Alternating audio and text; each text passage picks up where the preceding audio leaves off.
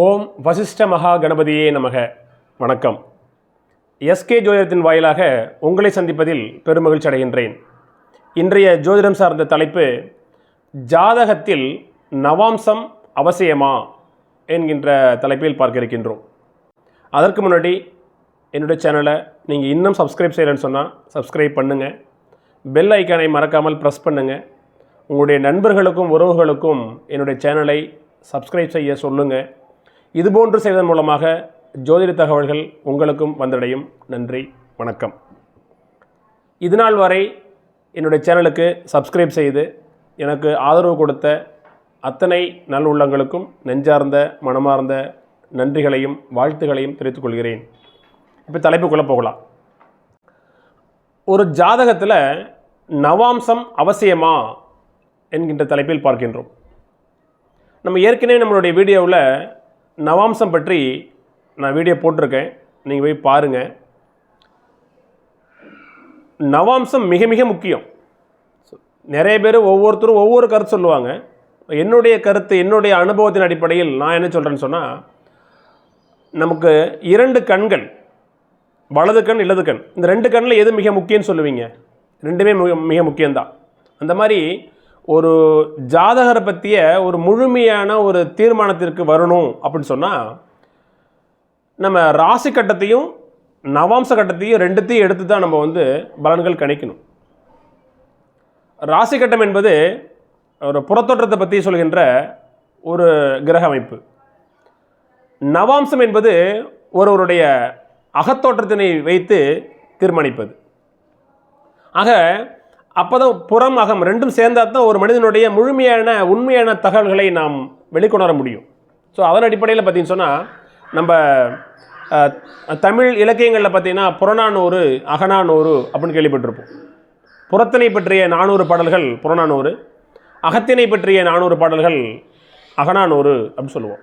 புறம் ப்ளஸ் 400 புறநானூறு, அகம் ப்ளஸ் 400 அகநானூறு அப்படிங்கிறத தகவல். அதே மாதிரி தான் ராசி என்பது புறம், ஒருத்தருடைய புறத்தோற்றத்தினை புற உலகை பற்றி சித்தரிப்பது இந்த ராசி கட்டம்.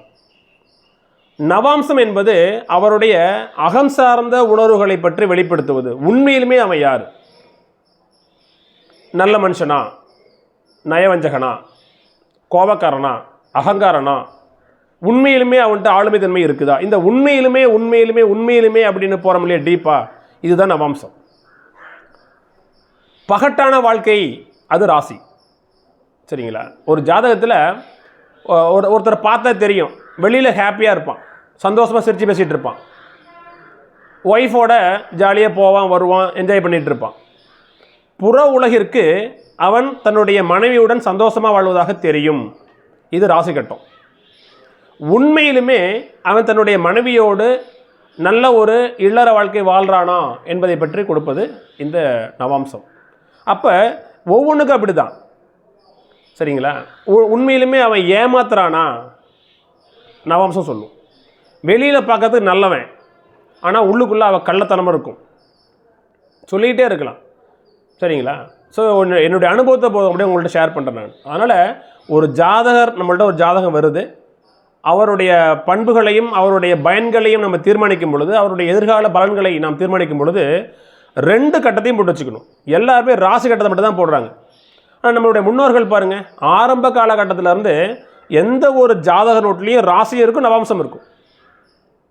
இப்போ நவாம்சம் தேவையில்லைன்னா அதையே அவங்க குறிப்பிடுறாங்க. நம்மளுடைய வேதகால ஜோதிடம், பாரம்பரிய ஜோதிடம் என்ன சொல்லுதுன்னு சொன்னால், நிறைய டிவிஷனல் சார்ட் இருக்கும். சரிங்களா? அதில் ராசி கட்டத்தையும் நவாம்சத்தையும் முதல்ல எடுக்கிறோம். நவாம்சத்தில் கிரகங்கள் எவ்வாறு குறிப்பது என்பதை பற்றி நான் ஏற்கனவே ஒரு வீடியோ போட்டுட்டேன். சரிங்களா? நவாம்சத்தில் எப்படி கிரகங்களை குறிப்பது என்று நான் ஏற்கனவே போட்டிருக்கேன். சரிங்களா? எப்பொழுதுமே நமக்கு தெரியும், ராசி கட்டத்தில் ஒவ்வொரு கிரகங்களும் ஒரு நட்சத்திரத்தின் மீது தான் அமர்ந்திருக்கும் இல்லைங்களா? ஒரு ராசிக்கு 2.5 நட்சத்திரம் இருக்கும், 9 பாதங்கள் இருக்கும். அப்போ நிச்சயமாக ராசி கட்டத்தில் ஒவ்வொரு கிரகங்களும் ஒரு ராசியில் ஒரு நட்சத்திரத்தில் ஒரு பர்டிகுலர் நட்சத்திர பாதத்தில் தான் அமர்ந்து இருக்கும். அந்த நட்சத்திரங்களின் பாதங்களின் அடிப்படையில் நவாம்சத்தில் கிரகங்களானது குறிக்கப்படுது. அப்போ இது எதை சித்தரிக்குது அப்படின்னு சொன்னால், உண்மையிலுமே ஒரு கிரகம் வலிமையாக இருக்குதா, வலிமை இல்லையா, உண்மையிலுமே ஒரு கிரகம் பாதிக்கப்பட்டிருக்கா, பாதிக்கப்படலையா, உண்மையிலுமே கிரகங்கள் நல்ல நிலையில் இருக்கா இல்லையா என்பதை பற்றி கொஞ்சம் டீப்பாக அனலைஸ் பண்ணுவதற்கு இந்த நவாம்சம் மிக மிக மிக முக்கியம் எப்பொழுதுமே. சரிங்களா? இப்போ தனுசு லக்னம்னு வச்சுங்களேன், ஒரு பேச்சுக்கு லக்னாதிபதி யார்? குரு. நம்ம என்ன சொல்லுவோம்? 12 ராசிகளில் மேன்மையான ராசிகள் அப்படின்னு பார்த்தீங்கன்னா உங்களுக்கு சரராசிகள்னு நம்ம சொல்லுவோம். அதே சமயத்தில் தனுசு மீனமும் கொஞ்சம் உயர்வாக கருதுவோம். ஏன் சொல்கிறேன்னா, தனுசு மீனம் உபயராசிகளாக இருந்தாலும் கூட தனுசு லக்னத்திற்கு அதிபதி குரு. அப்போ யார் தனுசு லக்னத்தில் பிறந்திருக்கிறாங்களோ அவங்களுக்கு குருவுடைய பலன்கள் அவங்க உள்ள இருக்குன்னு அர்த்தம். குருவுடைய குணங்கள் நல்ல எண்ணம், நல்ல சிந்தனை, தர்ம சிந்தனை, நியாயம், ஒழுக்கம், பண்பாடு, இந்த மாதிரி சொல்லலாம். எப்போ தனுசு லக்னமாக இருந்து லக்னத்தில் குரு அமர்ந்திருக்கும் பொழுது. லக்னத்தில் குரு ராசி கட்டத்தில் எந்த விதமான பாவ கிரகங்களும் தொடர்பு இல்லாமல் இருந்தாலும் லக்னத்தில் குரு இருக்கும் பொழுது நிச்சயமாக குருவுடைய பண்புகள் அவனுக்குள்ள பிரதிபலிக்கும். ஆனால் நவாம்சத்தில் இதே இந்த குரு ராகுவோட சேர்ந்திருக்குன்னு வச்சிங்களேன், அல்லது சனியோட இணைந்திருக்குன்னு வச்சிங்களேன், அல்லது ராசி கட்டத்தில் நவாம்ச கட்டத்தில் இந்த குரு பகவான் வலிமை இழந்திருக்குன்னு வச்சிங்களேன், நீசம் பெற்றோ அல்லது பாவகிரகங்களுடைய இணைவில் இருக்குன்னு வச்சிங்களேன், அப்போ வெளி தோற்றத்திற்கு அவன் நல்லவன், நல்ல குணம், நல்ல பண்பாடு, அவன் யாரையா தங்கமான பையன், ஒழுக்கமான பையன், நீதி நேர்மையான பையன் அப்படின்னு சொல்லலாம். சரிங்களா? நல்ல தர்மவான், சிந்தனம் அப்படி சொல்லிகிட்டு இருக்கலாம். ஆனால் உள்ளுக்குள்ளே பார்த்தீங்கன்னு சொன்னால் அவனுக்குள்ள சில கெட்ட எண்ணங்கள், கெட்ட சிந்தனைகள் ஒளிந்திருக்கும். சரிங்களா? ஒருவருடைய உள்ளத்தில் என்ன ஒளிந்திருக்குது என்பதை பார்ப்பதுதான் நவாம்சம். இது மறந்துடவே கூடாது. எப்பொழுதுமே ஒரு ஜாதகத்தில் மிக மிக முக்கியமானது தான். சரிங்களா? நிறைய சொல்லிக்கிட்டு இருக்கலாம். என்னட்ட ஒரு கிளைண்ட் வந்தாங்க, ஒரே ஒரு உதாரணம் மட்டும் போடுறேன் பாருங்களேன். 15/2/2003 என்னுடைய ஜாதகத்துக்கு வந்த ஆஃபீஸுக்கு வந்த ஒரு கிளைண்ட். அவங்க அந்த பையனுடைய ஜாதகத்தை போடுறவங்க 15/2/2003 இரவு 11:30 பிறக்கிறார். இவர் பூச நட்சத்திரம் 4ஆம் பாதம் கடக ராசியில் பிறக்கிறார், துலா லக்னத்தில் பிறக்கிறார். தற்போது அவருக்கு கேது மகா தசை நடந்துட்டு இருக்குது. சரிங்களா? எப்போ தற்போது நடக்கிற தசை கேது மகா தசை. கேது தசையில் குரு புத்தி போயிட்டுருக்கு. இப்போ துலா லக்னத்துக்கு இந்த கேது எங்கே இருக்கிறார் சொன்னால் ராசி கட்டத்தில் லக்னத்துக்கு 2ஆம் இடத்துல இருக்கிறார். 2க்கு 7க்கு உடைய செவ்வாயோடு இணைந்திருக்கிறார்.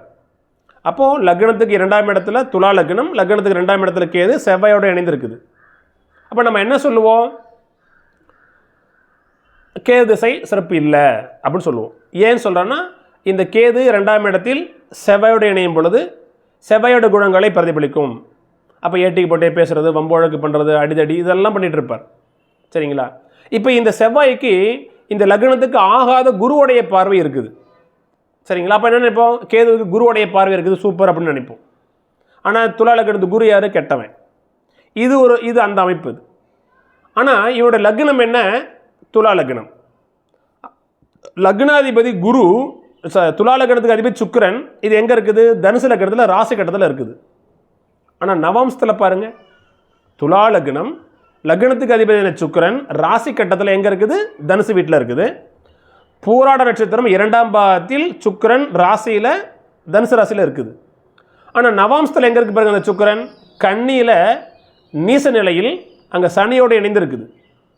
இந்த இடத்துல நம்ம நவாம்சத்தில் நீசம் உச்சம்னு எடுத்துக்க வேண்டாம், வலிமை இல்லை அப்படின்னு எடுத்துக்கங்க, வார்த்தையை மட்டும் மாற்றிக்கிறீங்க. அப்போ நவாம்சத்தில் இந்த லக்னாதிபதி சுக்கிரன் எங்கே இருக்கிறாருன்னா கன்னியில் சனியோடு சம்மந்தப்பட்டு இணைந்திருக்கிறார். சரியா போச்சா?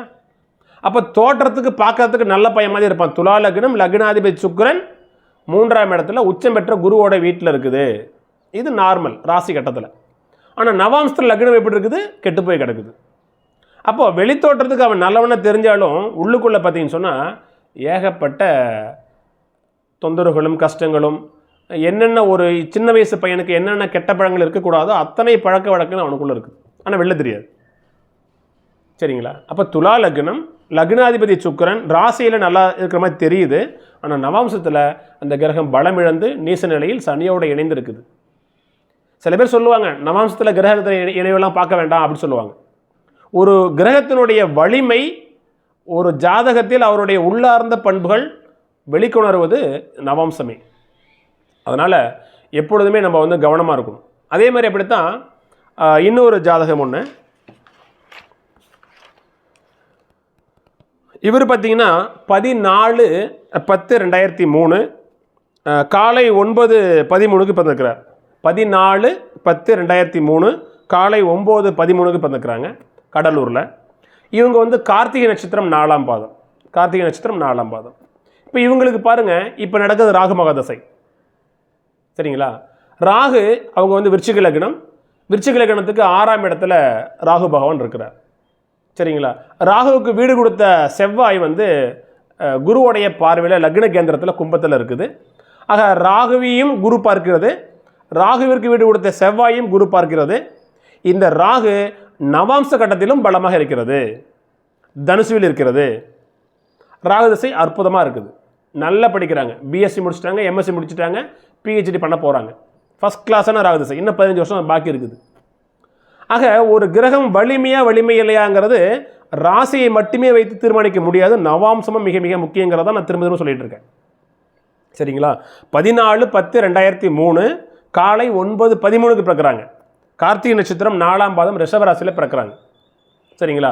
சூரிய திசை முடிஞ்சு, சந்திர திசை முடிஞ்சு, செவ்வாய் திசை முடிஞ்சு, தற்போது இவங்களுக்கு ராகு மகாதசை போயிட்டுருக்கு. 21 வயசு நடந்துட்டுருக்கு. சரிங்களா? அப்போது ராகு விருச்சிக லக்னத்துக்கு எங்கே இருக்குது? 6ஆம் இடத்துல இருக்குது. கார்த்திகை நட்சத்திரம் 1ஆம் பாதத்தில் ராகு பகவான் இருக்கிறார்.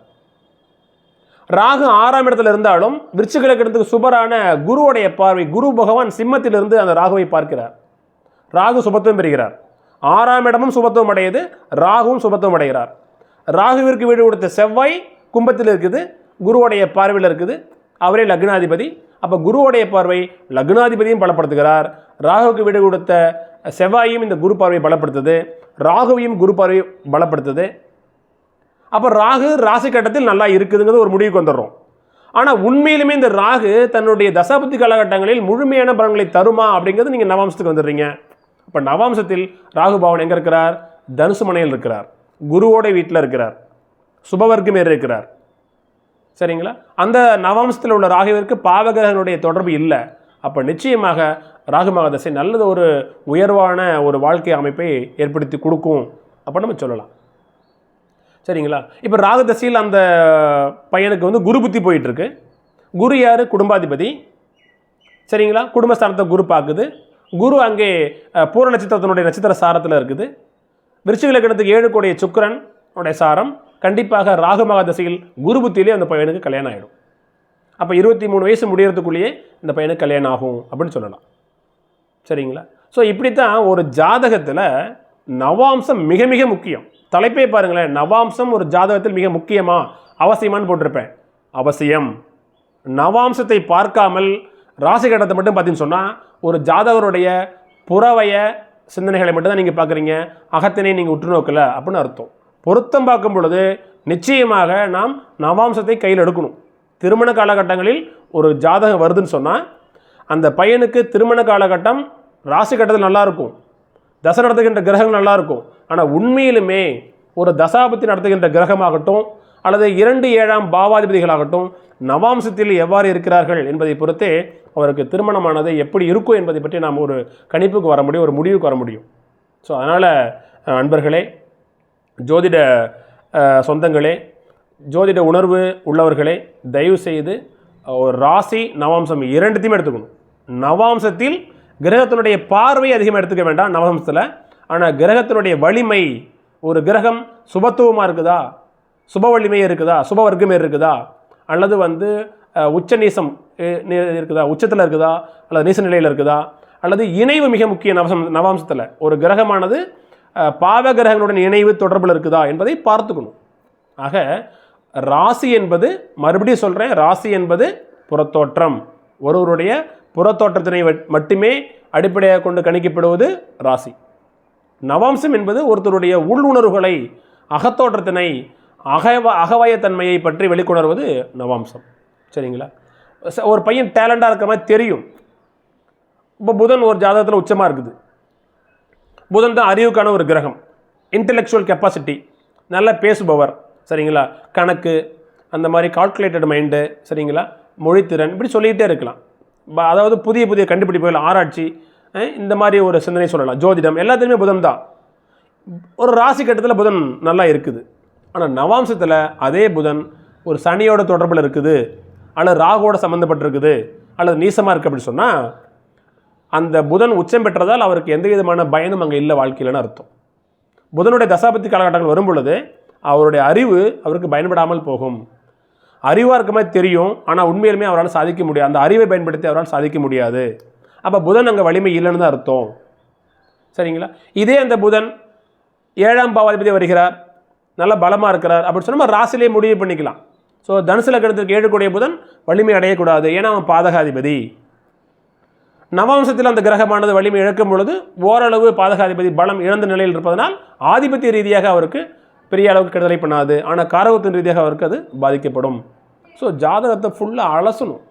இன்ச் பை இன்ச்சாக நம்ம பார்த்தா மட்டும்தான் ஒரு ஜாதகத்திற்கு முழுமையான நம்ம ஒரு வடிவம் கொடுத்து அவருடைய முழுமையான பலன்களை நாம் தீர்மானிக்க முடியும். ஆகவே அன்பர்களே, நான் ஜாதகத்தில் நவாம்சம் பார்ப்பது என்பது மிக மிக அவசியம். ஜோதிடம் சார்ந்த பல்வேறு கருத்துக்கள் அடுத்தடுத்த வீடியோக்களில் உங்களுக்கு பதிவிடுகிறேன். நன்றி, வணக்கம்.